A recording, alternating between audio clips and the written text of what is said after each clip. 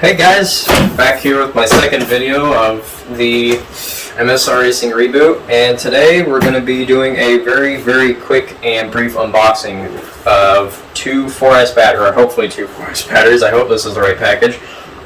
Two 4S batteries that are from Youme. They are the cheapest 4S batteries relatively on Amazon for, I believe they're 6200 milliamp hour and 60C.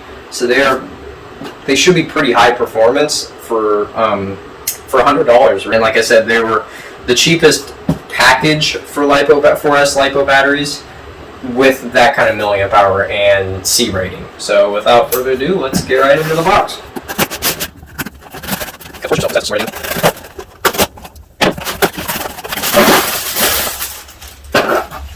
Alright, cool. Yeah, I think these are the batteries. Yep, Youme 4S LiPo batteries, and they are 14.8 volts, which is what 4S batteries are. I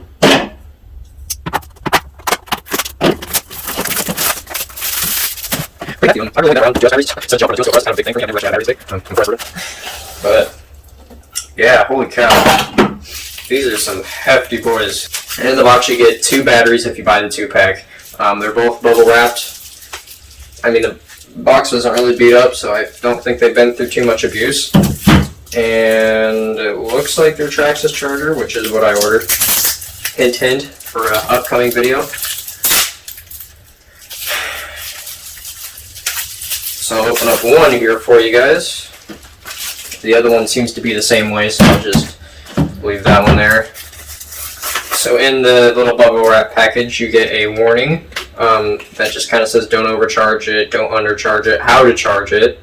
It just gives you some overall notices for the LiPo battery, which again, if you're a newbie to LiPo batteries, definitely take a look at it. Definitely take a look at it for a 14.8 volt battery, and become familiar with LiPo batteries because they can be very dangerous if you don't treat them properly and discharge them and charge them properly. It can result in either house fires or explosions or pretty bad things if you don't know what you're doing. So definitely read that if you've never had a LiPo battery before and you don't know exactly how to take care of them. So other than the little warning thing that you get in the bubble wrap packaging, you also get obviously your battery.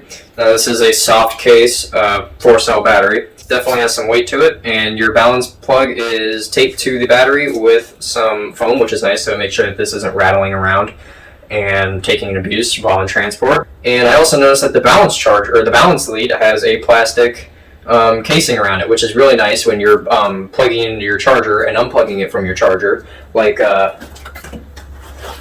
plastic thing makes it really nice when you're plugging into your charger, so you're not grabbing the wire of the actual plug, but you're grabbing the plastic thing itself, and so that you can just grab the plastic thing and you're not yanking on the wire every time and wearing out the plug over time. So you're just, it just creates a nice handle that you're not wearing out the wires. And so that was tucked up nicely with the wire like that, and so that wasn't rattling around either. So it's nice to know that they packaged it pretty well and that this isn't taking a whole lot of abuse while in transit. This is a Youme Power lithium polymer battery. It's a 6500 milliamp hour 60C rating, and it's a 14.8 volt battery. And so yeah, I'll definitely keep an eye out for a review of these in the future. This was just a short unboxing, but I will review these in the future.